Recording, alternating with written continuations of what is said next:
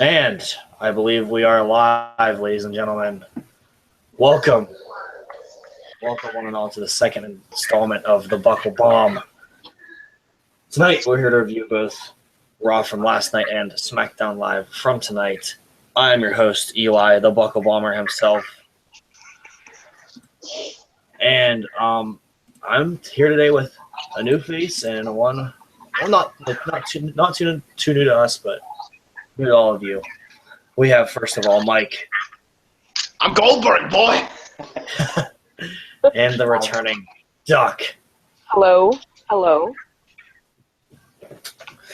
Yes, here we are. First things first, we're going to start off with Monday Night Raw. And quick shout out, quick plug for our Twitter. We're at the Buckle Bomb on Twitter. Follow us for all the news and updates because we did have to cancel last night's review. And that's where you can find all our information. And at the end, we'll shout out our personals. And so, Raw started off last night with the cringe fest of a lifetime. I'm just going to say that right now. It was Goldberg. It was Goldberg, boy! Goldberg, boy! And prior to last night's Raw, there were some speculations that Goldberg had been signed through the Royal Rumble. And he most certainly made those speculations come to fruition when he said, "And told me I did have one more match, but do you have one more title run?" Oh, God. And that's the only way to get there is through the Royal Rumble. And I kid you not, ladies and gentlemen. I was sitting in my chair watching this promo, and I wiped my nose, and my nose started to bleed. That's how bad this promo was. Yikes. Bill Goldberg has no business having the Universal or the WWE World Heavyweight Championship anytime soon. But it looks like they want to give it to him. I personally, what I think they might do is have Bill come out at 1 and then Brock come out at 2, or sometime in the Rumble, and then Brock will eliminate Goldberg, and then we'll have the rematch at WrestleMania or whatever. Hell yeah. I don't know. What do you guys think? Probably. Or maybe have Goldberg come out earlier, then Brock come out in the middle, and then do exactly what you said, eliminate him, set up a match at WrestleMania 33. I honestly think that Brock is going to eliminate Goldberg. Well, if we get Goldberg winning Rumble, Vince has a loose screw in his head. I don't know. Yeah, we're actually first we're gonna find out how loose the screw is. I don't see Goldberg winning the Rumble. I don't either. I don't think anybody really does. But then again, who saw Goldberg beating Brock Lesnar in a minute and 25 seconds? Nobody. Certainly not exactly. So, I mean, we're it's an odd time at WWE. There's some good things going. There's some very bad things going, and this is one of the very, very bad things. Bill Goldberg is 50 years old, for those of you who don't know. And usually 50-year-olds don't win world titles unless your name is Ric Flair or Sting. Well, The Undertaker is probably going to win the fucking world title soon. Mm-hmm. I mean, we'll see. We will see. That's what I'm predicting. I would see. That's something I wouldn't mind because The Undertaker, we've seen that he could still kind of get it done. Yes, he was slow at Mania 32. He was slow, but he was with Shane. But if he's with the guy that could carry him through a match, then I think he'd be fine because he's always been good in the ring. He's never been bad. But Goldberg, on the other hand, this dude has 2 moves. He has 2 moves. Hell yeah. I mean, yeah, you get that stuff could get you by in the 90s, the early 2000s, but we're in a new era, buddy. We don't need you. You don't need to be here. You're here for a Big Four, and you're here for the blockbuster matches. You're not supposed to be And I mean, yeah, you're gonna make a world title match a blockbuster match. He's here to promote 2K17. Exactly. All this. Listen, I was in class today, and one of my teachers was freaking out about this. She was going, this is a she. Dumb Goldberg winning just because they're promoting a video game, and she's like Southern. Yeah, That's what I'm gonna say now. And I'm like, I'm freaking in agreement. This is so stupid. It was the dumbest thing, but we did go off on that on Sunday night, so I'm not gonna reiterate myself. But yes, Goldberg is in the Rumble, and hopefully he does not win. We'll expect this to happen more because, like last year, or was it last year or the year before? Like the special character was Sting. He returned now, had a few matches. So just expect that with upcoming 2K games, have the main feature character return and have blockbuster matches. That's something. Can the next one be El Torito, please? I was. So,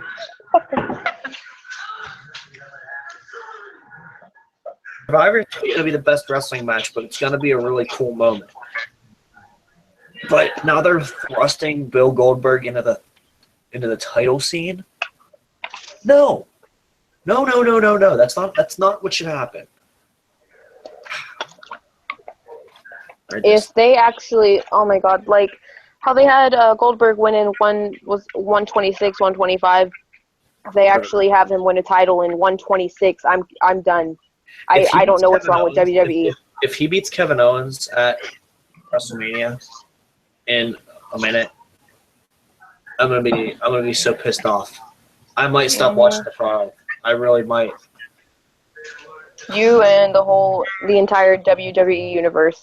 Nobody wants to see that. Jesus. Nobody wants to see that. I'm sorry. I love Goldberg and all, but I'm sorry, he doesn't need this. He's not the future of this company. Kevin Owens, Sami Zayn, Seth Rollins, AJ Styles, Dean Ambrose. Richard Swann! Rich Swann, goddammit. I love Richard. I know. I love Richard more than I would ever love Bill Goldberg. Anyway, I don't even want to. It gets me heated. It really, really upsets me that Goldberg is a relevant character in today's wrestling all of a sudden. This dude hasn't been here for 12 years, and then bang, he's back. I'm back, and you're next. Fuck off. You know what? Fuck off. Anyways, not going to grade that because that was another garbage. But we move right along into a tag team match, a tag team title match, as a matter of fact, between the New Day and Cesaro and Sheamus. And Cesaro and Sheamus did earn this tag title match by being the sole survivors for the tag team Survivor Series elimination match. And I thought this was great. I thought this was a great match. I thought it was going to be match of the night due to the fact of us not knowing the main event going into the show. But yeah, I definitely thought this was a match of the night candidate, and both teams worked really well together. But there's there is a bone to pick with this match for me, at least. Why are the New Day faces if they've cheated the past 3 to 4 times to retain their titles? That's something that makes zero sense to me. Because Xavier got up on Cesaro had Kofi in the sharpshooter, and Xavier got up on the apron and started blowing away at Francesca 80 billion.6 or whatever he's on now. And he tapped, and then they rolled him up. Like, I just don't understand why they're face. I do get why they are, but I don't understand why they are using heel tactics. I would rather have just seen a clean roll up than a distraction than a roll up. I don't think there would have been anything. There would not have been a problem with that. Yeah, I didn't watch Raw at all, so I can't really say much about it. The match was good. Don't get me wrong. That was good wrestling. Cesaro and Sheamus definitely do have chemistry as a tag team, and they do play the non-buddies pretty well. And New Day's ring work has not changed since they've started, and that's a good thing because it's very, very, very solid. yeah, I don't really know what else to say about that. My prediction, since the club did pick up a win later in the night to wrestle the New Day next week, my prediction is that they once again successfully retain, and then we're going to see like a triple threat, potentially fatal 4-way if Enzo and Cass gets involved at TLC for the titles. Yeah. That's my prediction, at least. I don't know, because I do believe that Cesaro and Sheamus are due another title shot. TLC is the the line. SmackDown pay-per-view. Not TLC, excuse me, Roadblock. But yeah, that's at least what I'm thinking. Speaking of Enzo. Yeah, speaking of Raw. Enzo, the next thing we saw was a naked Enzo. Surprisingly, I would never thought I would say that. But yeah, this dude was walking down the hall with a big blurry thing over his crotch, naked apparently, and then he bumps into who else but Lana. And Lana couldn't help but take a few peeks because apparently he's packing. And then that set up a dumb match with Rusev later in the night. It was cringy. That's kids comedy. Honestly, it was funny. I laughed, but does that really have business being on Raw nowadays? Anyway, I don't know. But it did fit the Enzo and Cass character. So I mean, aren't we in the PG era? I think we're slowly Past that, maybe. We're transitioning out of it. It's like one of those like PG deals where you hear the word like shit every once in a while, like one of those PG movies where you hear the word shit in it or something like that. Like, and there's like provocative themes. Like I think that's where we're at. We're not like the squeaky clean John Cena, never give up. We're at a different level of PG. Yeah. And I'm fine with it. It's whatever. And I watched a video recently on why being PG wasn't the WWE's problem, and it's not. It's just it really hasn't, because everybody's like, oh, I missed the Attitude Era. But it's not because people were there was boobs flying everywhere and people were cussing each other out. It was because there was just better storytelling back then, in my opinion. And I think we're getting back, and I think there are good stories told, but I just think there needs to be more consistency with that, because there's been some terrible stories. But that's also thanks due in part to 3 hours of Raw. And you need they're like they need to find filler for like these multiple pay-per-views that are happening over the course of the year. Like there's lots of them. And they string out feuds, but that's an issue for another day. And then we get, after that little dumb segment, we have Cedric Alexander versus Daivari. And Cedric is looking great. He's honestly my favorite cruiserweight out of the bunch, besides maybe the Brian Kendrick. But yeah, I think Cedric, this was a smart move, honestly, because later in the night they would have a triple threat to determine who would be the number one contender for the first match on 205 Live. In Columbia, South Carolina. But yeah, I think this was a smart move not putting Cedric in that match, because that keeps Cedric looking strong. I mean, I know this match had no point, but maybe that was the point, was to keep Cedric on this little wave of momentum that he's getting. And maybe if Swan claims the title, or if Kendrick downs Swan, then Cedric could be the next person to step in for a title shot. Cedric and Swan would be a phenomenal match. Yes, it will. Oh, Richard Swan and Cedric. That'd be so lit. Cedric and Kendrick would be a great match, in my opinion. I think all these cruiserweights are like great talents. True. I think, in my opinion, I think TJ Perkins is overrated. I'm totally sorry. He's just green. He's just green on the mic. He's green in the ring. My opinion, but I don't necessarily think he's green in the ring. His in-ring skills are good. Yeah, it's just fangirls are make him overrated.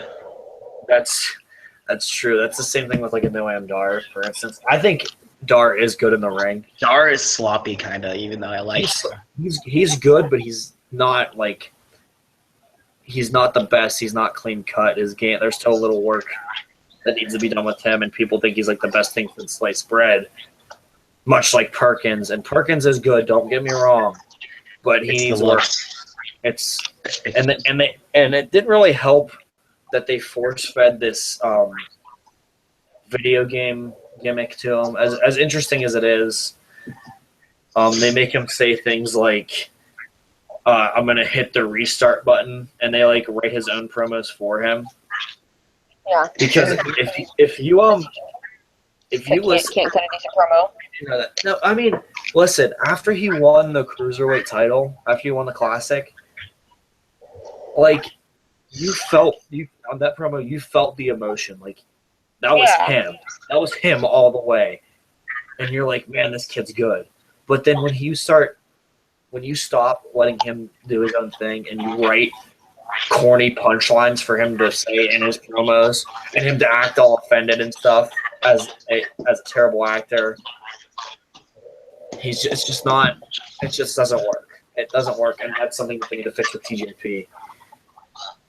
But yeah, Cedric did wrestle a great match, and I do like Daivari as this like anti-American, anti-everything but the Middle East kind of guy. Hell yeah. But I don't think he's going to stick around for too much longer, just as a little bit of a variety in the cruiserweights, to be completely honest. I can't wait for a Gallagher and Tozawa. Exactly. Yeah, I know that. I believe they are going to be on 205 live soon, correct? I believe this week. And one person a lot of people are forgetting about is Grand Metalik. Oh, dude. Lice Dorito. Lice Dorito, yes. Dorito. But from what I understand, From what I understand, Grand Metalik has not finished up his indie dates. Yeah. And that's why he's not there. He's been working some NXT live events too, I think. Yeah. 205 Live's going to add like a different variety to these guys, and it's going to make them seem like they're important again, because ever since they've showed up, it's been like, really? They have enough time. Guys on again? I just think that they just didn't give them enough time to show like what they showed in the Cruiserweight Classic. Yes. Yeah, 205 Live is going to make them great again, like Donald Trump's going to make America. Hell yeah! Lots of people. But yeah, that match was good, and then we moved on to wrong tab. That's the SmackDown tab. Then we move on to the highlight reel, and I think this was absolutely the best segment of the night by far. True. Jericho walking around with his list like he's something is desperately wrong. It was almost that eerie feeling like whenever he lost the list. Coming up, what's gonna happen? So yeah, Owens and Jericho, they argued. Owens came out after Jericho said who he's gonna blame for the loss on Sunday, and then Owens came out and they argued. Jericho was upset because Owens used the list as a weapon. And I'm gonna pause here. And as great as these guys are, this is a piece of paper that this whole storyline is about. Jericho's character has been a piece of paper. This guy's brilliant. He's gotten over a plant in the past year. He's gotten over 69 tacks. He's gotten over the phrase stupid idiot. He's gotten over the word, the singular word it. It. You dig? You dig? This guy's brilliant. Like, when they signed him back originally in his past tenure, he's supposed to stick around for 4 months. That happened in January. He's been here for 11. This guy should not stop anytime soon. And I know they have this Fozzy tour coming up in 2017, blah, blah, blah. But come on, dude. Push off your band a little bit. I mean, I've never listened to a Fozzy song because I'm afraid that it'll ruin Chris Jericho for me. Too. They're decent. I refuse to listen. I refuse to listen to Fozzy. I won't listen to Fozzy. And that won't ruin Chris Jericho for me, but I'm gonna be like, dude, this be WWE, are you kidding? Or maybe I'm like, oh, you're doing good for yourself, but I just don't want to risk it. Just listen to him after he retires for good. Yeah. Whenever he's like in the Hall of Fame and he's done, I'm gonna be like, yeah, we can listen to Fozzy now. Listen to it. Yeah. But yeah. But yeah, they were arguing. Just when you thought Jericho was gonna split up, when they were gonna split up for good, whenever they went, everyone knows whose fault it was. Everyone knows. Yeah, who was it? Yeah, of course they swerved everybody and they hugged it out. It was great. It was phenomenal. Dude, I was getting emotional. I thought they were gonna split, dude. I was scared. I was like, no, don't split these guys up. Like, they're so good together. You can't just split them up over a freaking piece of paper. I even live tweeted from the show because they sold me that much on it. Like, I was like, oh, it looks finally over, or whatever. And then like 2 seconds later, they screamed Roman Reigns at the same time, and it was all was well in the rest. Can we get a Step Brothers remake with just Kevin Owens and Chris Jericho, please? I would love that. That would be the best thing ever. Sorry, Will Ferrell and John C. But yeah, and Rollins, because they said that Rollins was also at fault because they did also take a pin, and he demanded that he get a shot tonight. And Mick Foley granted that wish after a little scuffle that also involved Roman Reigns. And then what the logic in this is, but it was a no disqualification match for the Universal title between Owens and Rollins. And Jericho and Reigns were banned from ringside. It was. How does that work? What's the deal? If Reigns were to get involved, does that mean he loses? I don't know. But yeah, that segment was probably the best of the night. A lot of Owens and Jericho, and they're two of the most entertaining guys on the mic by far. True. And Rollins is doing well for himself as a face, and I don't believe the rest is great. It was just it wasn't sucker and such a touch. It was great. Yeah. What do you guys have to think about? What do you guys have to say about that? By far the best segment of the night. Yeah, it got me emotional. Like I felt sadness and fear that they were gonna split up the greatest team of all, well, not of all time, but on the current roster. But oh man, it got me good. Best segment of the night. It was it was such an emotional roller coaster, was it not? Right. They're back. They love each other still. Hell yeah. Okay, thoughts? I didn't watch it, so I can't really No, say yeah, much about definitely it. watch this. It's true. So yeah, moving right along, we had a really, really big waist match between Rusev and Enzo over there. Enzo more. And yeah, it was the generic beforehand, and they called Rusev soft in a different way, obviously, because we're all about the dick jokes nowadays. Right. And then Rusev beat. Did Rusev beat Enzo faster than Goldberg beat Brock? Because I walked out of the room. And I think I got I was talking. I was like, got a glass of water. So it might have been shorter. But yeah, that was stupid, and it looks to be setting us this Rusev feud or match at least for Block. Yay! Right? That's exciting stuff.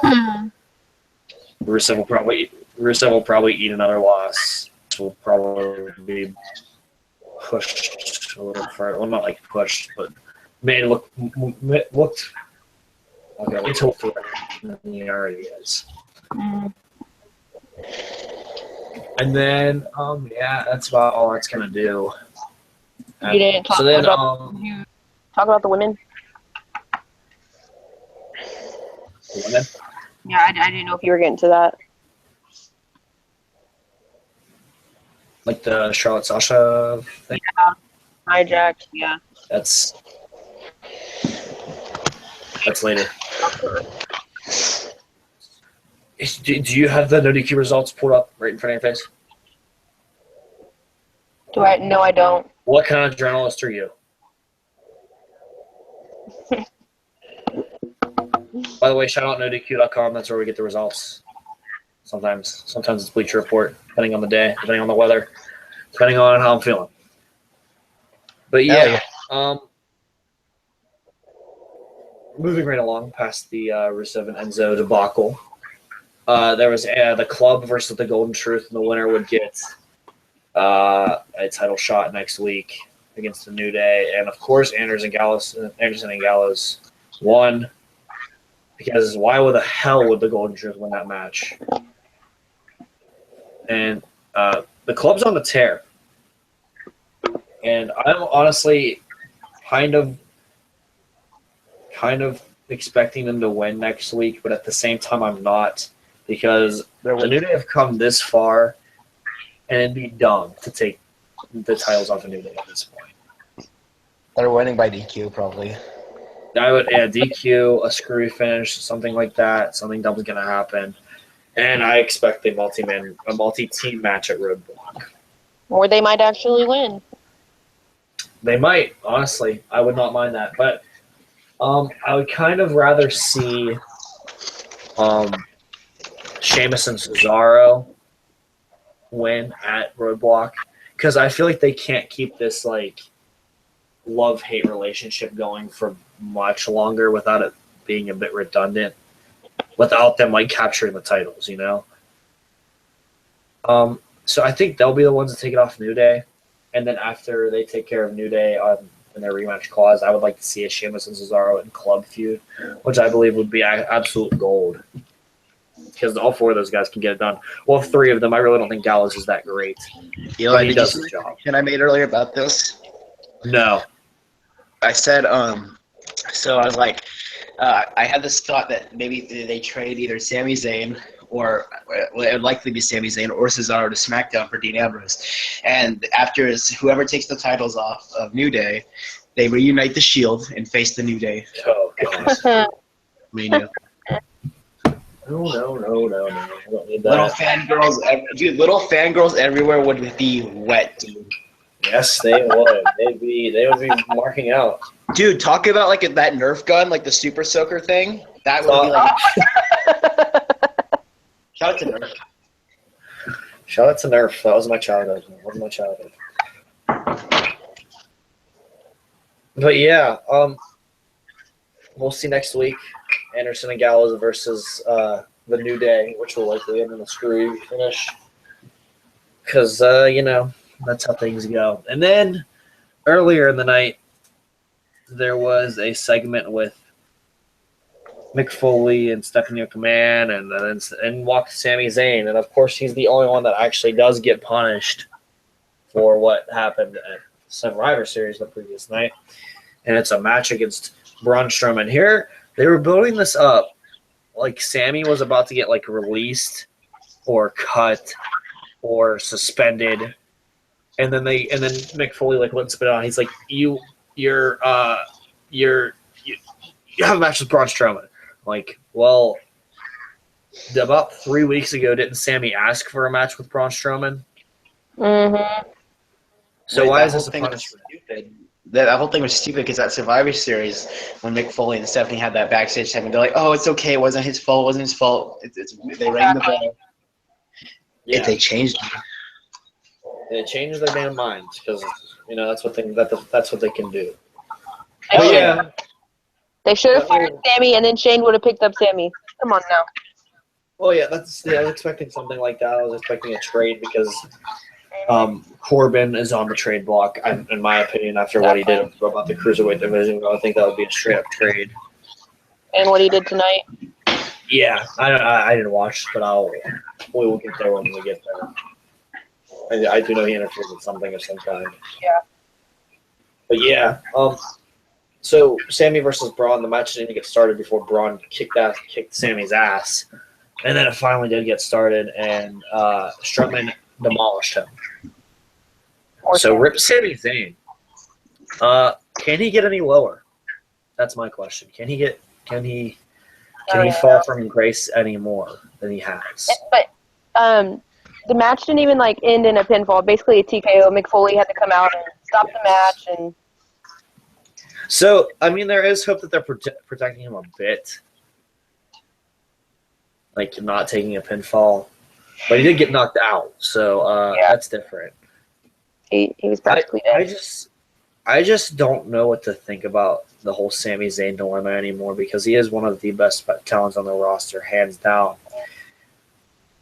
I'm still one of those guys that think they're pushing him far down the card, and then once he gets to the top, it's going to be that much more special, you know?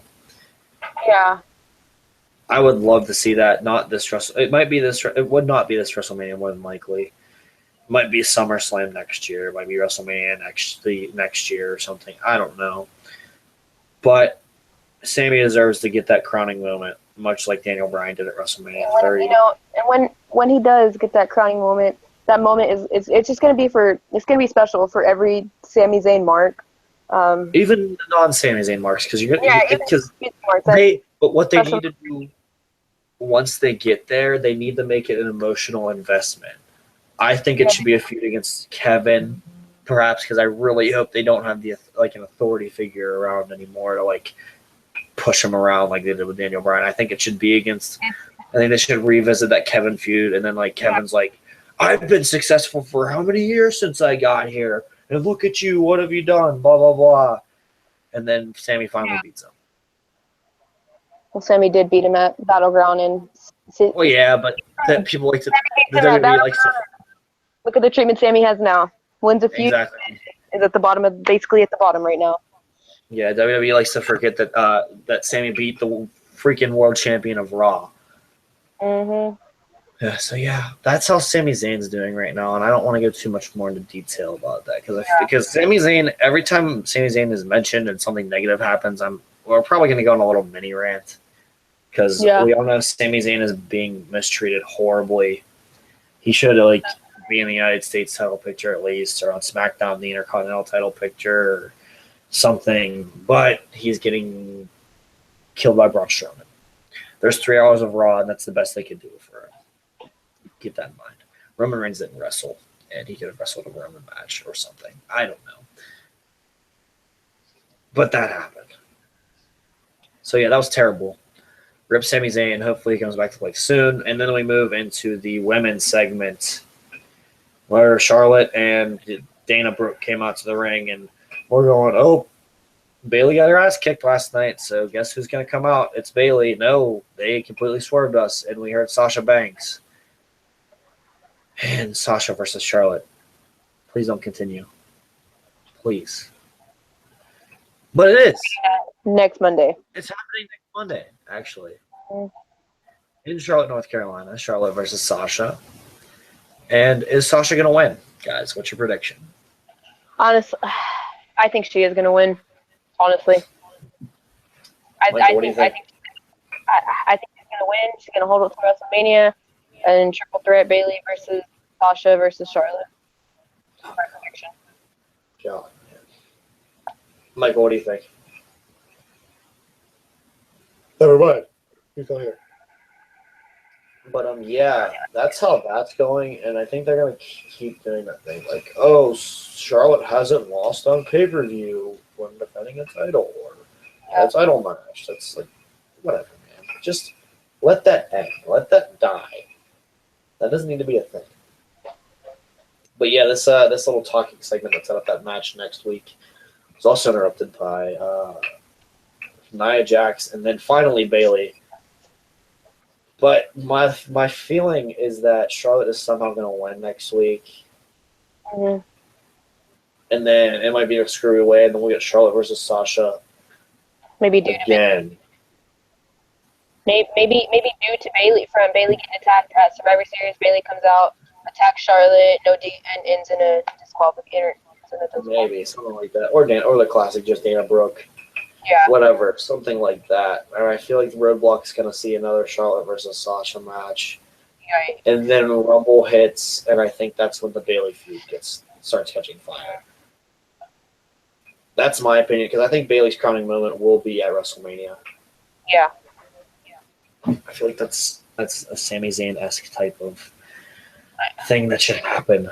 But Yeah. last year, we all thought Sasha's crowning moment would be at WrestleMania, but guess who they gave it to? Charlotte. So, yeah, you never know. WWE's a little bit idiotic at times. They miss out on these confetti moments because they did it at WrestleMania. Yeah. They did it at Hell in a Cell. The first women's main event on pay-per-view, the first women's Hell in a Cell match in Boston, which is Sasha's hometown. And they missed it. They had a botched finish for the win. Okay, I didn't watch that match, but what's the whole botch finish that everybody's talking about? That's probably the only match I didn't watch. Okay, well, there was a table set up in the corner, and Charlotte threw Sasha up against it. And I guess it was supposed to break, and then they were going to hit natural selection for the win, but it didn't break. She bounced off of it, and then Charlotte threw her a second time, and it didn't break again. So she just hit natural selection 1, 2, 3. It was dumb. Yikes. I think it should have been audible to a power bomb through the table or something like that. But I guess I'm sure Sasha had taken enough spots at that point. Yeah, you see, I heard Sasha was originally supposed to win, but Vince. Yeah, about an hour before. Yeah, the women's division on. Excuse me, the women's division on Raw just confuses me. It's repetitive. Yeah. But it's whatever. Oh, it's something left to live with. And then that set up a little. I was sitting here and I was going, "Where's Teddy Long when you need him?" Tag match. It's coming, and then they went to a commercial and came back, and it was a tag match. So the only explanation is that Teddy Long came out during the commercial break and said, "Holla, holla, holla! You two are in the ring, and you two are out of the ring. So let's make it a tag team championship scramble challenge 6-man steel cage match." 6-man steel cage match. Oh, Teddy. I miss him. I do. I really Yeah. do. Can't lie. Miss the guy. But, that happened, and then the tag match happened. And, I guess I really don't think that WWE really cares about protecting their champions in any way, shape, or form, because Sunday night, the New Day took a really easy fall to the Usos. Mm-hmm. And then Monday night, Charlotte tapped out. Sure, she's a heel, whatever. She's a heel. But if you're the champion, you shouldn't tap out to that move every time you get put in it.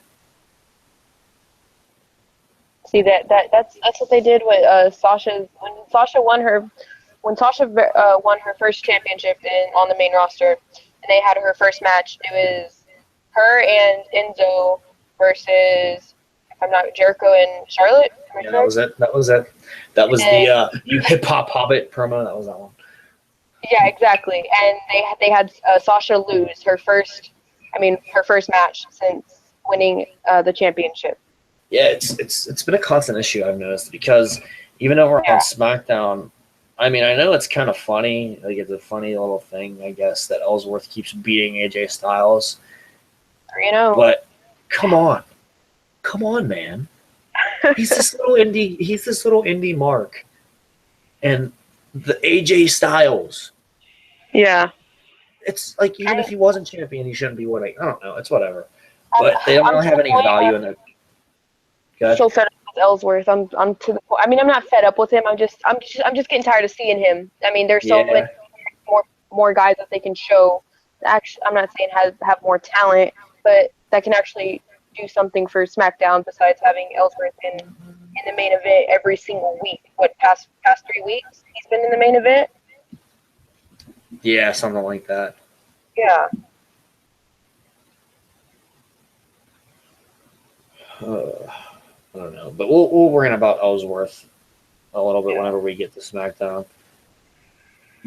But yeah, and there's a similar thing with and Owens. Owens is being booked horrible. That was the other title I was thinking of. He's being booked horrible. That's another song for another day, I guess. Yeah. But yeah, the faces picked up the win on that one. No, it's whatever. So then we will walk right into the triple threat cruiserweight match between Rich Swann and Noam Dar and TJ Perkins. And the winner would face Brian Kendrick on the pilot episode of 205 Live next Tuesday. And this match was great, in my opinion. All three of these guys get in the ring. I really wish I could have watched this match. I should have watched it before hearing this, but I didn't. I just didn't do it. Yeah. Rich Swann is one of my favorite cruiserweights, and I'm actually glad he picked up. Yeah, he was definitely the right choice here because he's very over with the fans. Yeah, and Perkins, if Perkins would have won, that would have been dumb. That would have been delving right back into the Kendrick Perkins feud, which we've all seen enough of at this point. And Noam Dar, as solid of a talent he is, I don't think that he's quite ready for a title shot. I feel like he needs to make it with the fans first, like get the fans used to him first. Yeah, because he just debuted like 2 weeks ago, didn't he? Yeah, exactly. Yeah. I think it was 2 weeks ago.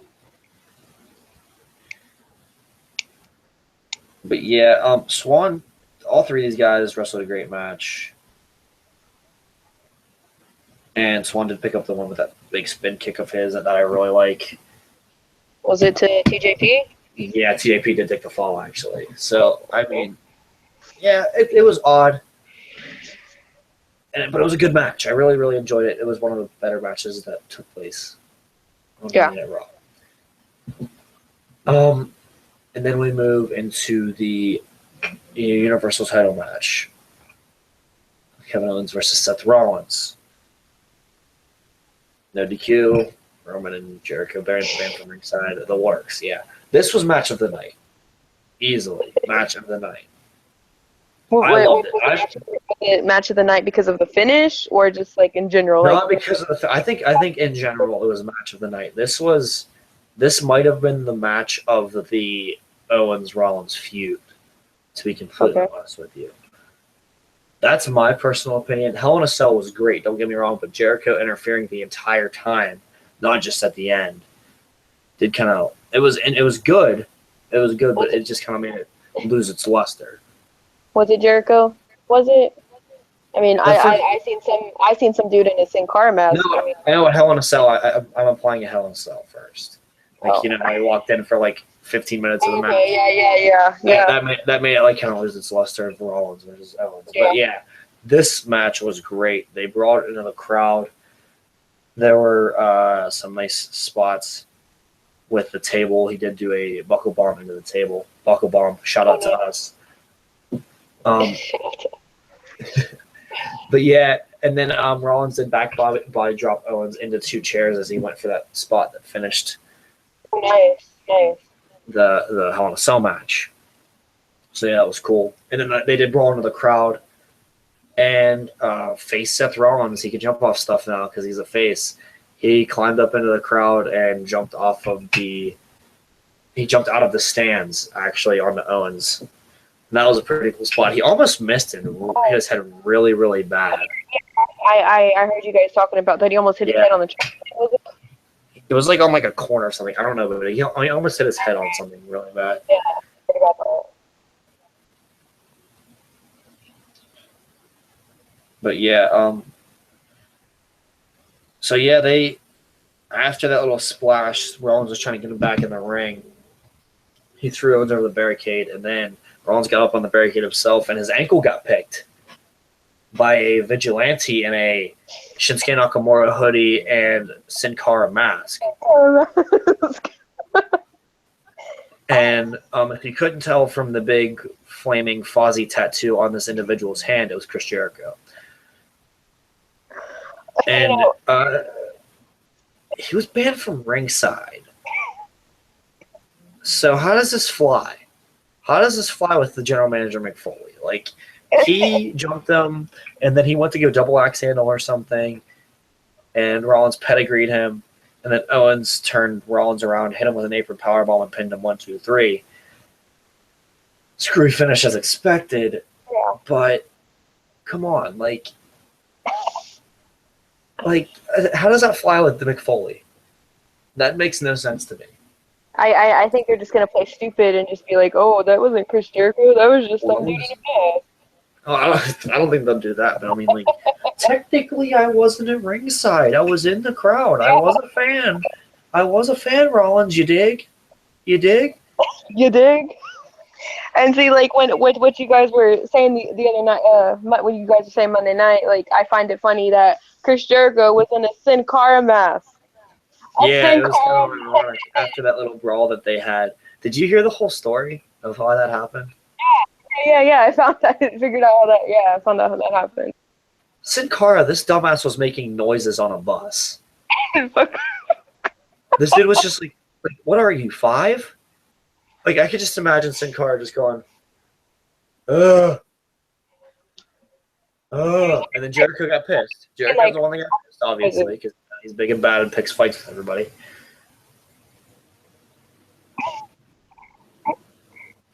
But yeah, that was dumb. And then this ending was, like, the match was really good. The ending was, okay. You know? But yeah. Raw was great. I thought Raw was really, really, really high quality on Monday. It was one of the better Raws since the brand split. And I'm Goldberg, boy! Except for that part. There we go. All right. So, yeah. So, Raw was good. And we're going to move right into Smackdown Live, as Shane McMahon Smackdown. Smackdown Live. So, yeah, speaking of Mr. Money himself, Shane did kick it off with a promo. And he got, you still got a chance? Yeah, that was, apparently. Yeah. That's cool. Everything. And then Dean and Ellsworth came out. Ellsworth was in a neck brace. Oh, God. Dude, I didn't know. Shane said, when he kicked off, Shane said, you speared, Roman speared me, or, what did he say? I'm trying to think of what he said. Roman separated me from my Jordans. I don't know, I just found that. That's so ugly. Shane's so... But yeah, then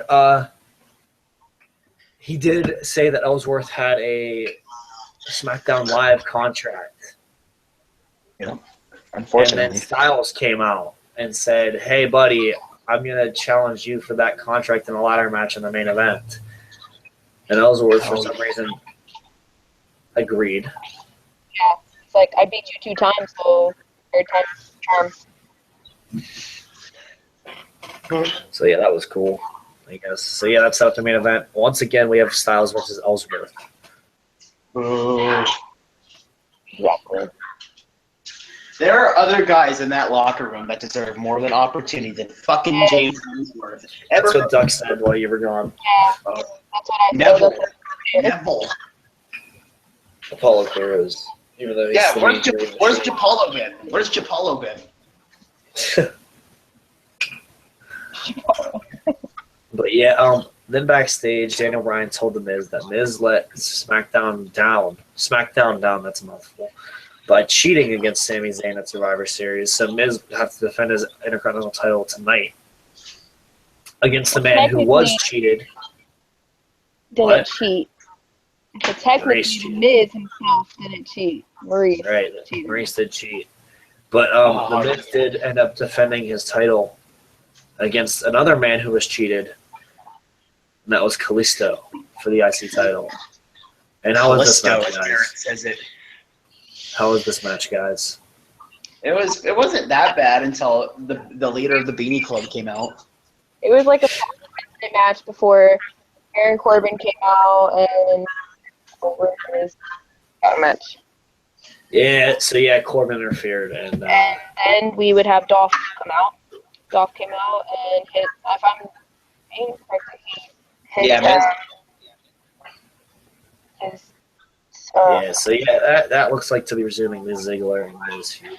Fortunately. And then they said it's going to be the final time at TLC, and they said final time in 2013.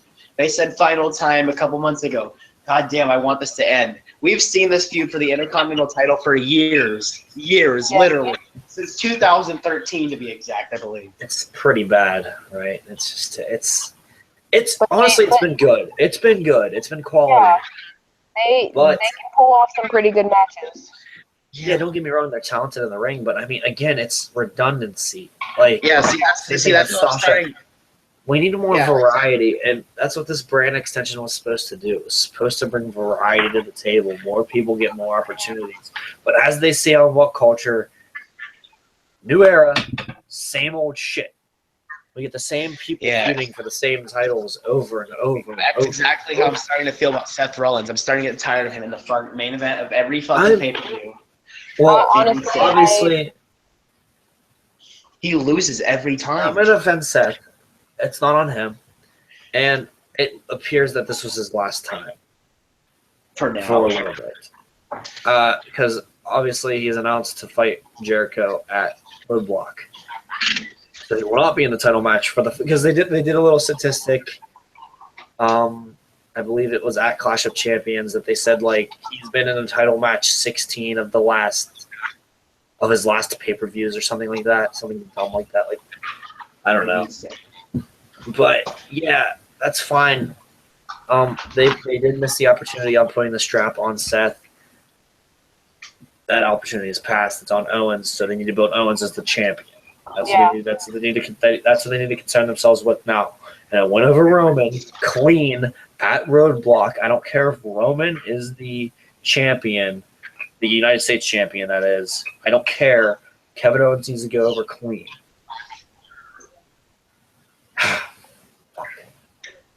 Today's just so fucked. Anyways, after that little super kick that Dolph Ziggler laid on The Miz, Becky Lynch said that Alexa Bliss would do a match at TLC for the women's title. She said, TLC you there. Of course she did. Of course she did. She made another pun about his Dean Ambrose brought pizza into Shane's office. And she said, I'll get to that right after I'm done taking a pizza of Natty's arm. I was like, oh my God, I'm done. I'll see you at TLC later. I'm going to jump off a bridge. See you later. I love Becky. What was the first one? She said, like, she was talking to Alexa, and she's like, I'm going to spit this straight to you. Or wait, I'm going to spit this straight fire to you. I was like, get out. Bye. I love Becky, but I can't wait until she turns heel and she doesn't have to say these cringy puns anymore. I mean, she's facing Alexa at TLC, but I don't see Becky retaining, honestly. Honestly, as a Becky fan, I think that I don't see her retaining at all. I just feel like her reign, I haven't been a fan of her. See, I feel like that's like the Dean Ambrose dilemma. Like, you want to see her get there so bad, but once they're there, they just can't pull it off for some reason. But I feel like that's because Becky feels more natural as a heel, as does Ambrose. Yeah. As a heel. Becky did a great job when she was a heel. She was amazing. And if they reach the top as a heel and they're able to do their own thing, I feel like they're going to thrive at that top level. But as faces, they're better in chase mode. But I do see Becky retaining at TLC because I feel like she has more challenges to go through, such as a Nikki Bella, and I feel like Nikki Bella is the opportunity for her to turn heel. Because everybody loves Nikki for some reason. Nikki, let's go, Nikki! Fearless Nikki! Happy late birthday, by the way. Hell Yeah, yeah. happy late birthday to the Bella twins. They're the 33, I believe. Yeah. So yeah, happy birthday to them. But yeah, anyways, Shane told Ambrose to leave, Kicked him out the building. and that was kick him out of the building because they gave him a night off at that opening promo. So yeah, then after Baron Corbin got himself involved in yet another title match, Daniel Bryan yelled at him, and his big punishment, what was it? A match with Kane. After ruining 2 title matches, you put him in a match with Kane. Kane. What? This dude sells real estate in Knoxville. That's what he does as a side job. Is it real estate? No, it's insurance. Sorry, it's not real estate. It's insurance. He sells insurance at Knoxville, and he gives his clients little WWE title belts. Isn't that cute? But yeah, this is what this guy does. He's not scary anymore. He's 50. Yeah, that's the punishment. Anyway, Tag Team Turmoil. I heard this was good. Tag Team Turmoil, for those of you who don't know, it starts with 2 tag teams, and then one gets eliminated, another comes in until that repeats until the last team is standing. Did you? I'm not sure if you want to talk about still interfering in. We'll get there. We'll get there. It's not there yet. Again, do you have the no DQ notes pop? Okay, no. We were talking about Baron Corbin versus Kane. Well, that was so the promo. That was the promo that set up the match, and then the match was later. Talking about it. My bad. No, you guys need to calm down and get on track. Get on track. We're on track. Tag Team Turmoil. Started with the Ascension and the Hype Bros. And then the Hype Bros hit the Hype Rider and eliminated the Ascension because the Ascension are jobbers. Yeah, dude, you gotta love Frogger looking ass Mojo, dude. I do. They're scrubs of SmackDown.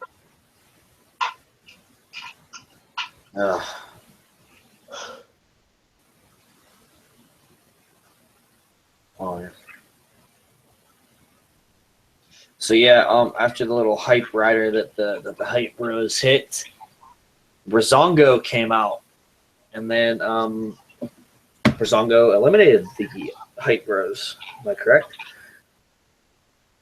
And then American Alpha came out and pinned Brazongo, and then the ever dangerous Vaudevillains came out, and then they were also pinned by Alpha. And then finally the Usos came out, and from what I heard from you two, this was a good little match. The Usos have impressed me a lot as of late. Dude, Doug Usos are so good. They are. Vince turning them heel was the smartest decision that he's made. Honestly, that he's ever it's so made. true. The Usos have put on great matches since they have turned heel. They've wrestled great with American Alpha. They've wrestled great with Cesaro and Sheamus on Sunday. They wrestled great with even Heath Slater and Rhino. I've been loving the Usos. As a person who at this time last year had a wholehearted hatred for Jimmy and Jay Uso, I'm loving them. I can't get enough of them. But yes, Alpha did win that. But then the Wyatt family appeared on the Titantron and said it would be Bray Wyatt and Randy Orton versus American Alpha next week. And what were the implications of that? Number 1 contenders match. Right. Winner gets the title shot. Right? Beauty and the Man Beast, because that's what they are. In Colombia. In Colombia. So yes, after that, I was a fan of that Tag Team Turmoil. That's something new, something we haven't seen in a while. Very interesting little twist they put on their tag team division. Got all the tag team exposure, even though half of them are jobbers. But yeah, that's cool. That's cool to me. I mean, they all got TV time, so. They did, exactly, and they're working well with the 2 hours. It seems like they have almost as much content. They have just as much quality content as Raw does every week. Yeah. Okay, but yeah, and then backstage, Ambrose once again showed up as the Mountie. Oh God. So yeah, as a little side note that has nothing to do with anything. And then Becky Lynch versus Natalya, and Alexa Bliss was on commentary. Becky won by submission, and Alexa attacked Becky after the match. Was this match good? Oh, it wasn't good, but it wasn't bad. It was okay. It was alright. Nothing special. Just run of the mill. Any other Whatever. Natty and Becky match? That's basically what it was. Fair enough. And then backstage, The Miz wants Dolph Ziggler suspended, but instead, Daniel Bryan made it the last match of their rivalry. Ziggler, Miz, ladder match, IC title, blockbuster. It should be good, honestly. As sarcastic as I sound, it should be good. But we've seen it how many times? So many times. Exactly. So many freaking times. Hopefully, it really is the last one. Hopefully, Miz beats Ziggler, and hopefully, it really is the last one. And then Sami Zayn finds his way over to SmackDown. And then Nikki Bella has words with Carmella backstage, and Nikki said it would be her versus Carmella in a no DQ match at TLC. And I'm not sure how this is going to go. It should be a steel stairs match. It should. I would rather see it as a steel stairs match because I'm not even sure how this is going to work. Have to see. It's going to be interesting to say the least. I mean, Nikki Bella and Carmella aren't really two of the women that I would picture in a no DQ match, but I mean their feud has been full of animosity and intensity, so we'll see if they can make it work. I have confidence in those two. I feel like the no DQ match needs to go to Becky and Alexa.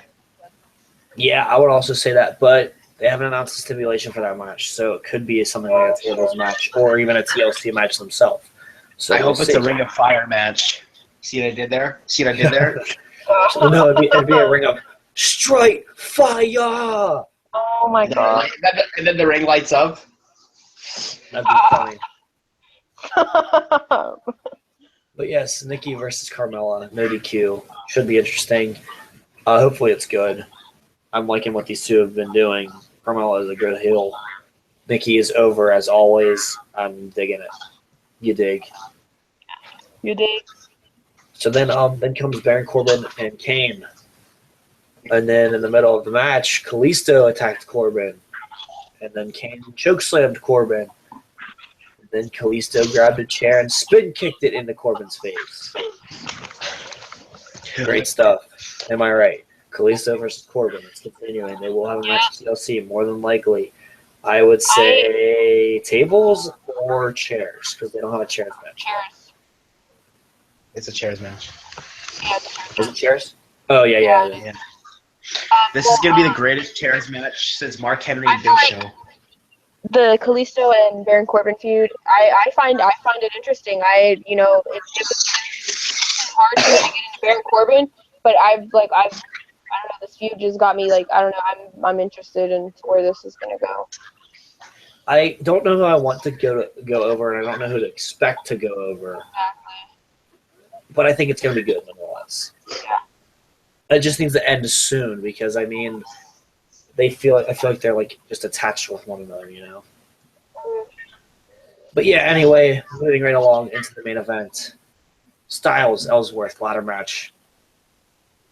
Dean Ambrose interfered again. Shocker, right? In an Ottawa hockey jersey this time, and he beat up Styles. Then AJ hit the phenomenal forearm on Ambrose. But then Ellsworth tipped Styles off the ladder as he was going for it, and Ellsworth hit the no chin music. And AJ got his foot caught in the ropes. And then Ellsworth got the contract to win, to keep that SmackDown contract. And Ellsworth cried tears of joy with Dean Ambrose to end the show. Great stuff. Great emotional stuff. Great heart-wrenching stuff. Oh, fuck Ellsworth. Yeah, he's doing whatever. He's doing his thing. It's entertaining to some people. It's entertaining the most, I guess. It's not personally my thing, and that's why I really haven't tuned into SmackDown. One reason is that I haven't had the time. Plus, I'm not interested in this Ambrose Styles Ellsworth theme that's happening in the main event. AJ Styles hasn't gone over anybody in over 3 weeks. It's dumb. It's dumb. Yeah, Styles is the hottest act in wrestling. come on now. Again, when they're in chase mode, the story's different, but when they're in chase mode, it's better. When Styles was chasing the title, he was better. But as a champion, they're booking him weak. Why? Why would they do this? Ambrose has gotten the best of him 3 weeks in a row. Ambrose plus Ellsworth has gotten the best of him. But yeah, anything to say about that? I actually like Googled the matches for TLC, and I'd say and confirmed here that it's gonna be AJ Styles and Dean Ambrose for the title at Right. TLC. Yeah. So let's run it down the 2 pay-per-views. I think these, honestly, from what I've seen, it feels like it looks like they're going to be the last 2 brand exclusive pay-per-views until next year's. I want to say next year's Backlash after SummerSlam. Yeah. Because I looked at the schedule, and from January to August, it is all shared pay-per-views, and I'm fine with that because it doesn't feel like it's as rushed. It doesn't feel like it's put together. You know what I mean? It doesn't feel, if you get what I'm saying, like it doesn't feel like Yeah. I get what you're trying there's to not as much content of wrestling every 2 weeks, which is a bit ridiculous at this point. Yeah. But I'm glad they're going back to the old PVV schedule. So SmackDown matches predicted and confirmed. I believe we're going to have Corbin and Kalisto, in a chairs match. Miz and Ziggler in a ladder match. Beauty and the Man Beast versus either Wyatt and Orton or Alpha, which either of those would be good, but I expect the Wyatts to go over. Yeah. Nikki and Carmella in a no DQ match. Becky and Alexa, and hopefully some sort of stipulation match. And then Styles and Ambrose, I didn't say that already. And then Roadblock, it's going to be Roman versus Owens for the world title, for the Universal title. Rollins versus Jericho. Rusev versus Big Cass from the looks of things. Some sort of variation of the tag team division. Should be interesting to see. Hopefully it's a multi-team match. Women's, I don't know what they're going to do yet. I don't know what they're going to do. It depends on next week's result. But yeah, this week, I think the victory of the 2 shows goes to Raw. That's my personal opinion. I did not watch SmackDown, but from reading the results and from what you guys are telling me, it seems like Raw did have the better show. Yeah, I did. But yeah, that's about it. Raw wins, and that's a rare Raw win because SmackDown overall has been better. Yeah. For a while now, and hopefully things get more even. Hopefully it's more back and forth. Hopefully the 3 hours doesn't continue to affect Raw, and the cruiserweights get better on Raw. That's that's the key to the win. The cruiserweights, because it would make more sense if the cruiserweights had more direction. Even though 205 Live is giving them more direction, so that's helping them too. But yeah, anything else to say, guys, before we sign off here?